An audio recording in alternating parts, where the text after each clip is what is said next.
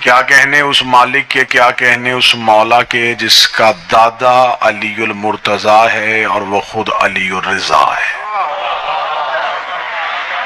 یہ مجلس منسوب ہے اس بادشاہ کے ساتھ جو مشہد میں بیٹھ کے کائنات کو روٹی بانٹتا ہے۔ تھوڑا تھوڑا بولتے آئیے گا تاکہ اجنبیت کا اور تنہائی کا احساس ہو۔ کیا کہنے اس مالک کے، کیا کہنے اس کریم بادشاہ کے جو اپنے ہی دور میں محمد بھی ہے اور اپنے ہی دور میں علی بھی ہے۔ ویسے تو بطول کے سارے بیٹے محمد ہیں اور بطول کے سارے ہی بیٹے علی ہیں۔ یہ کبھی محمد بن جاتے ہیں، کبھی علی بن جاتے ہیں۔ جس بادشاہ کے نام کے ساتھ آج کی یہ مجلس منسوب ہے وہ کائنات کا وہ مالک ہے، وہ بادشاہ ہے جو رہتا مشہد میں ہے، حکمرانی کائنات میں کرتا ہے۔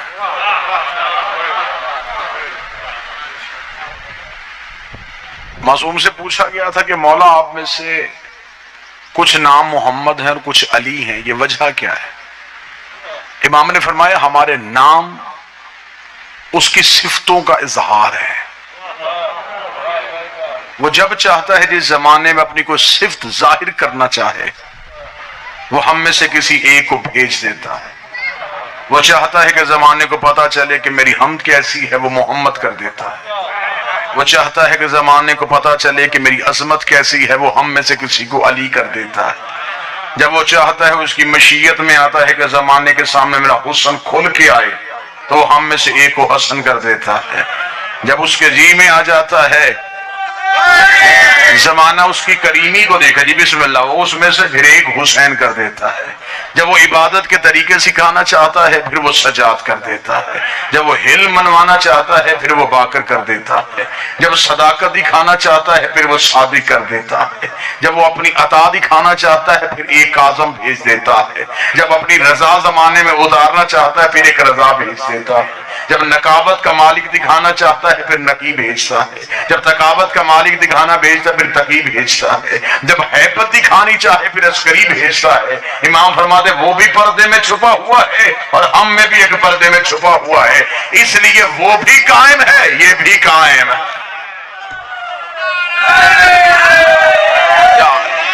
وہ بھی ہے اور نظر نہیں آتا، یہ بھی ہے اور نظر نہیں آتا۔ بعض بندے اعتراض کرتے ہیں شیعوں کا 12واں ہے تو نظر کیوں نہیں آتا؟ سب سے بڑی اللہ کے ہونے کی دلیل کو مہدی کہتے ہیں۔ تو جو پوری فرمائیں گے صاحبان، سب سے بڑی اللہ کے وجود کی دلیل کو مہدی کہتے ہیں، جس کا خلیفہ ابھی تک زمانے کی نظروں میں نہیں آ رہا، چھپا بھی ہے اور کائنات کا نظام بھی چلا رہا۔ میرے سامنے زمیندار طبقہ بیٹھا ہے، میں بات تھوڑی آسان کر دیتا ہوں بابا نلین سے۔ وہ یہاں آ نہیں سکتا تھا، توجہ پوری فرمائیں گے سر، وہ یہاں نہیں آ سکتا تھا، وہ اللہ، وہ یہاں آ جاتا وہ نہ رہتا، ہم وہاں چلے جاتے ہم نہ رہتے۔ اسے ضرورت ہے ہدایت پہنچانے کی، ہمیں ضرورت ہے ہدایت لینے کی۔ وہ آ نہیں رہا، ہمیں بلا نہیں رہا۔ خالق مخلوق، اللہ بندے، وہ آئے یہ بھی ممکن نہیں، ہمیں بلائے یہ بھی ممکن نہیں۔ اسے درمیان میں کچھ ہستیاں رکھ دی۔ اب اس سے زیادہ آسان میرے بس میں نہیں، میں کوشش پوری کر رہا ہوں کہ میں آپ کے سماعتوں تک پہنچ سکوں۔ خالق مخلوق 14، اللہ بندے حجت۔ اب میں آپ کو بتاؤں کہ مذہب شیعہ کیا ہے۔ ہم آل محمد کو اللہ نہیں سمجھتے، نہ ہم آل محمد کو اپنے جیسا سمجھتے ہیں۔ خالق مخلوق 14 ہے، یہ بھی نہیں ہے، وہ بھی نہیں، ہم جیسے بھی نہیں، اللہ بھی نہیں۔ اب اگلی سطر میں مجمع میں سے ایک بندہ بولے، لیکن بولے ضرور، یہاں آتے ہیں یہ ہو جاتے ہیں،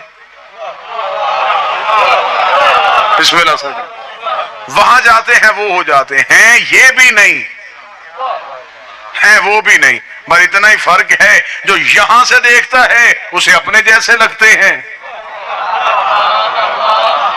جو وہاں سے دیکھتا ہے اسے اس جیسے لگتے ہیں۔ یہ بندوں تک پہنچنے کا، اللہ پہنچانے کا ذریعہ ہے۔ اس سے بھی زیادہ آسان کروں، اس سے بھی زیادہ آسان کرتے ہیں، یہ وہ آئینے ہیں جن سے اللہ نظر آتا ہے۔ سارے بولا بھائی، اس سے خوبصورت مثال نہیں، یہ 14 وہ صاف شفاف آئینے ہیں جن سے اللہ نظر آتا ہے۔ اب اجمے سے کوئی بندہ ذہن میں سوچے گا کہ آصف ولوی کا ہم نے انتظار کیا لیکن اس نے یہ بات کیا کہہ دی کہ اللہ ان سے نظر آتا ہے، اللہ کو ضرورت کیا کہ شکلوں سے پہچان کروائے۔ اس بندے کے لیے بڑی آسان مثال ہے میرے پاس۔ جب ہم پہلے دن بچے کو استاد کے سامنے بٹھا کے آتے ہیں، استاد پڑھاتا الف ہے، دکھاتا انار ہے۔ اب تو میں الف بے پہ آ گیا ہوں، اب تو آپ سمجھیں گے نا جی۔ پڑھایا الف ہے، دکھایا انار ہے۔ اب استاد سے پوچھو پڑھایا الف ہے، دکھایا انار کیوں ہے؟ وہ کہے گا الف لفظ ہے، انار پہچان ہے۔ الف لفظ ہے، انار پہچان ہے، مجمع سارا بولے اللہ ذات ہے، 14 پہچان۔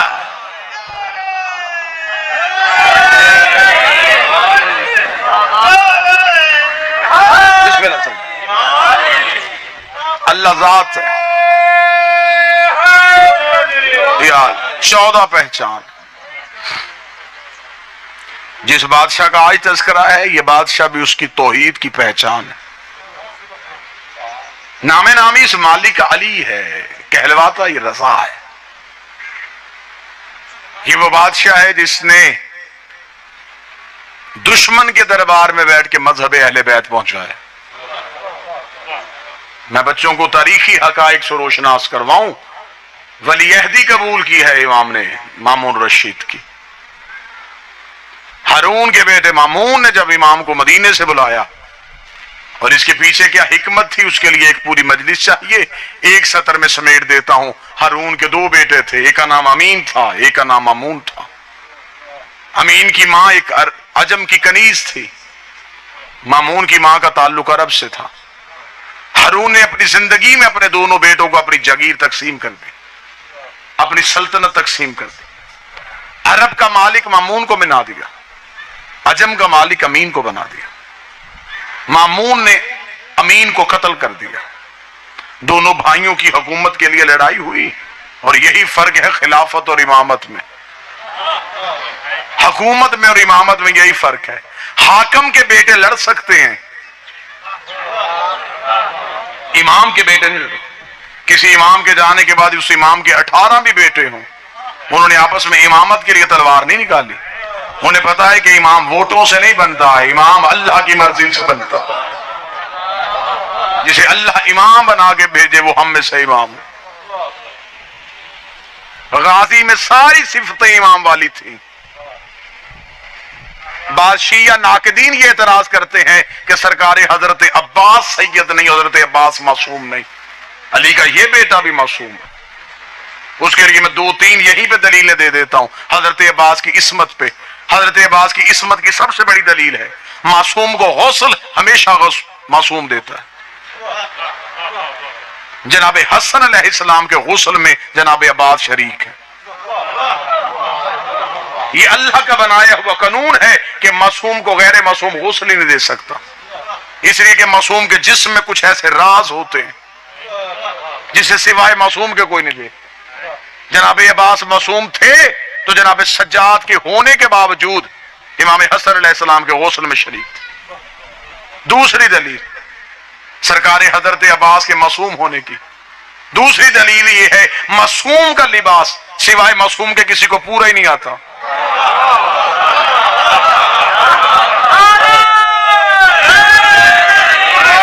معصوم کی قمیض، معصوم کا کرتا ہمیشہ معصوم پہنے، لباس سے معصوم کو غیر معصوم جتنی بھی کوشش کرے، صاحبان توجہ پوری فرمائیے گا، وہ نہیں پہن سکتے۔ یہی وجہ ہے کہ میرے اہل سنت بھائیوں کی کتاب شواہد التنزیل میں بھی لکھا ہے، الحج المتعلم میں بھی لکھا ہے۔ کتابیں چاہو میں ممبر پہ اہل سنت بھائیوں کی ڈھیر کرنے کے لیے تیار ہوں، جب رسول دنیا سے چلے گئے، رسول کے جانے کے بعد رسول کے چچا حضرت عباس ابن عبد المطلب، رسول کے وصال کے بعد، رسول کے دنیا چھوڑنے کے بعد، یہ حضرت علی کے گھر ہے. توجہ پوری صحابہ.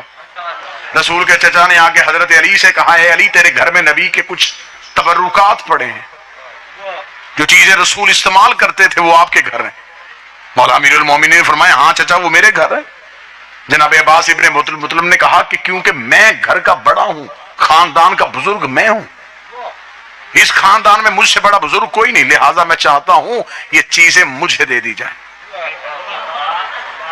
اب آپ توجہ فرمائیں گے تو میں یہ جملہ آپ کے سامنے، یہ جتنے بھی تبرکات آپ کے گھر پڑے ہیں یہ تبرکات مجھے دے دیں.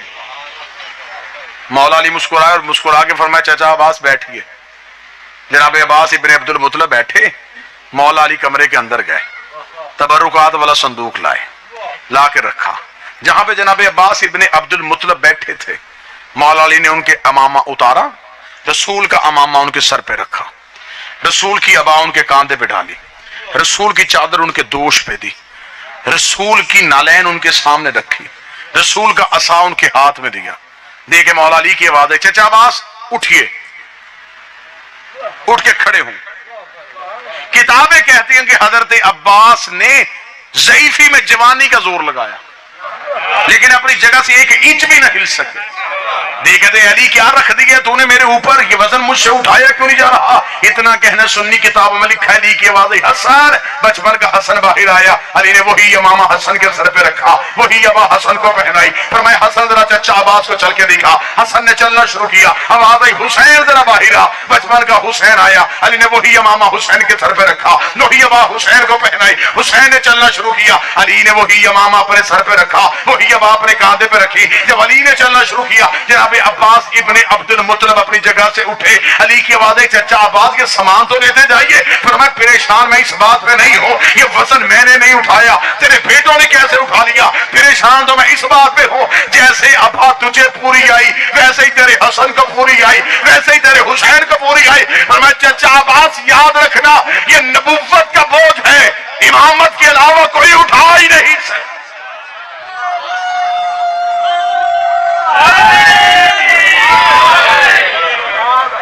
یہ وزن رسالت ہے. یہی وجہ تھی کہ جب فتح مکہ پہ علی کا قدم رسول کے شانوں پہ آئے. رسول نے فرمایا علی کہاں تک پہنچا؟ یہاں پہ اکثر ممبر سے کہا جاتا ہے کہ مولا علی کی آواز آئی کہ میں چاہوں تو عرش کو بھی ہاتھ لگا دوں. نبی کے کاندھوں پہ بیٹھ کے بھی عرش کو ہاتھ لگے. علی زمین پہ بھی پاؤں رکھے تو عرش تک چلے جاتا ہے. علی کا جو جملہ تاریخ میں لکھا ہے وہ جملہ آپ تو کو پہنچاؤں اور سینوں میں ٹھنڈک محسوس ہو. امیر المومنین کی آواز آئی رسالت مآب کو کہ میں مولا بتاؤں کہ میں کہاں پہنچا؟ فرمائے ہیں علی بتاؤ کہاں پہنچے؟ فرمائے پاؤں رسالت پہ ہیں، ہاتھ توحید پہ ہے.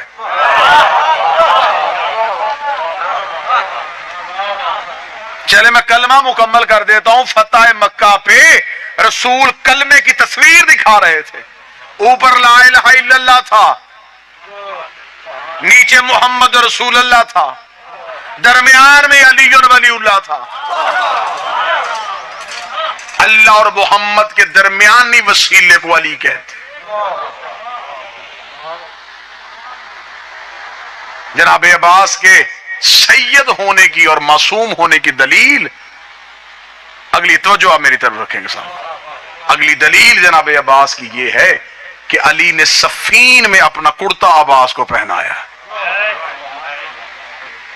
جنگ صفین میں جب جناب عباس میدان میں جا رہے تو یہاں پہ میں دو چار جو اہم باتیں میں نے کرنی ہے، جو باتیں نہیں سنی جا سکتی وہ میں آپ کے سامنے پڑھوں. جناب اکثر بندے یہ کہتے ہیں کہ مولا علی نے اپنی زرہ جو لوہے کی آگے ایک چادر ہوتی ہے عرب لوگ پہنتے تھے تاکہ تلوار کا حملہ نہ ہو، کہ علی نے وہ زرہ عباس کو پہنائی. غلط ہے. زندگی میں کبھی علی اور علی کے بیٹوں نے میدان میں زرہ استعمال کی نہیں. مولا امیر المومنین کا خاصہ تھا، علی میدان جنگ میں زرہ بھی نہیں پہنتے تھے، علی تیز رفتار گھوڑے میں بھی نہیں جاتے تھے. معمولی سا گھوڑا علی کی سواری ہوتا تھا. ایک دن ایک صحابی نے کہا یا علی آپ اتنے بڑے فاتح ہیں, جتنے بڑے بہادر ہیں, سواری اتنی اچھی نہیں. یا علی سواری آپ کی شایع نشان ہونی چاہیے. علی مسکرا کے فرماتے سواری کیسی ہونی چاہیے؟ اس نے کہا تیز رفتار گھوڑا. علی فرمایا تیز گھوڑا میدان میں وہ لے کے جاتا ہے یا اس نے بھاگنا ہو یا بھاگنے والے کے پیچھے بھاگنا ہو. بھاگنے میں کسی کو دیتا نہیں ہو, خود میں میدان سے بھاگتا نہیں.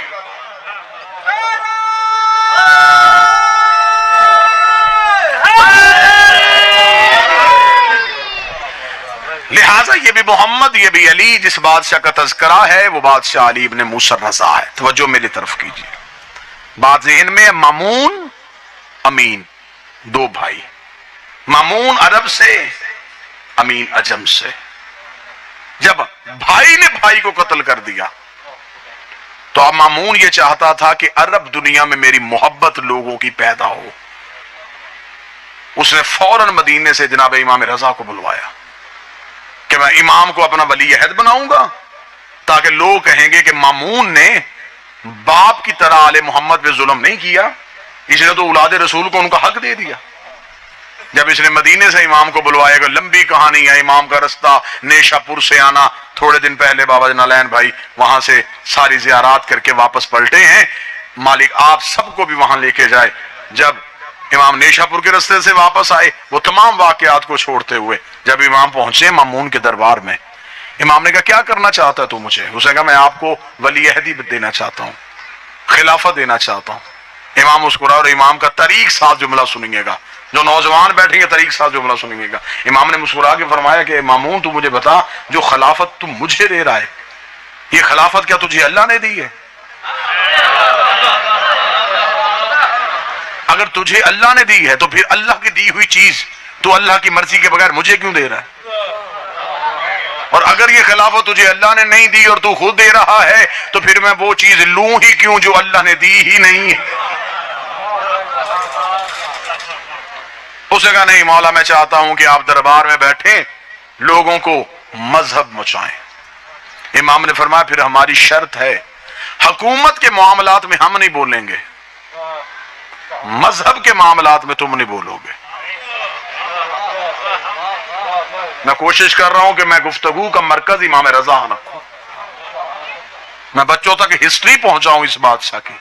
امام نے فرمایا حکومت جانے تم جانو, حکومت کے معاملات میں ہم نہیں بولیں گے, مذہب کے معاملے میں تم نہیں بولو گے.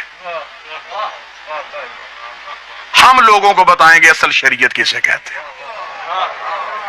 اس نے کہا ٹھیک ہے مولا. امام نے فرمایا ہماری بیعت کروائی جائے. انتہائی مشکل چیپٹر تاریخ کا میں آپ کے سامنے آسان طریقے سے پڑھنے لگا. امام نے فرمایا ہماری بیعت کروائی جائے. اس نے کہا اے فرزند رسول میری بیعت ہو چکی ہے اور میں آپ کا اعلان فرما رہا ہوں. امام نے فرمایا تجھے کس نے کہا ہے کہ تیری بیعت قرآن کے مطابق ہے؟ اگر تو نے مجھے ولی عہدی دینی ہے تو ہم اپنی بیعت کروائیں. امام تخت پہ بیٹھ گئے, اس نے اعلان کروا دیا کہ آؤ رسول کے بیٹے کی بیعت کرو. لوگ آنے شروع ہوئے. امام نے اپنا ہاتھ یوں بلند کر لیا. مامون نے کہا کہ اے فرزند رسول, اے علی رضا, آپ بیعت نہیں کروانا چاہتے؟ فرمایا کروانا چاہتا ہوں. تو پھر آپ نے اپنا ہاتھ بلند کیوں کیا؟ ایسے کریں. امام نے فرمایا یہ بیعت کا طریقہ رسول کا نہیں. معصوم کسی کے آگے ہاتھ نہیں پھیلاتا. اگر بیعت کا طریقہ موضوع پسند ہے سرکار یا نہیں پسند؟ مولانا نے فرمایا اگر بیعت کا طریقہ یہ ہوگا تو اس کا مطلب جو بیعت کرے گا وہ ہاتھ اوپر رکھے گا, اور معصوم کے ہاتھ کے اوپر اگر کوئی ہاتھ آ جائے تو یہ قرآن کی نفی ہے, کیونکہ اللہ کہتا ہے ید اللہ فوق ایدیہم, ان کے ہاتھوں پہ تیرا ہاتھ نہیں, ان کے ہاتھوں پہ اللہ کا ہاتھ ہے. اس نے کہا پھر بیعت کیسے ہوگی؟ امام نے فرمایا یہ بیعت کرنے کا طریقہ سقیفے سے شروع ہوا تھا. سب سے پہلی اسلام کی غلط بیعت سقیفے میں ہوئی تھی, ہاتھ پھیلا کے. آج بھی ہمارے ہاں جسے جمہوریت کہا جاتا ہے یہ سقیفے کی قسم ہے. آج بھی آپ کے دروازے پہ جو ووٹ مانگنے آتا ہے وہ ایسے آتا ہے. اور آج بھی ہمارے گھروں کی چھت پہ جو علم لگا ہے اس میں پنجہ ایسے ہے. اس لیے ہم اپنے گھر میں عباس کا علم لگا کے دنیا کو بتاتے ہیں ہم نے بیعت سقیفے سے نہیں کی، ہم نے بیعت غدیر سے کی ہوئی ہے.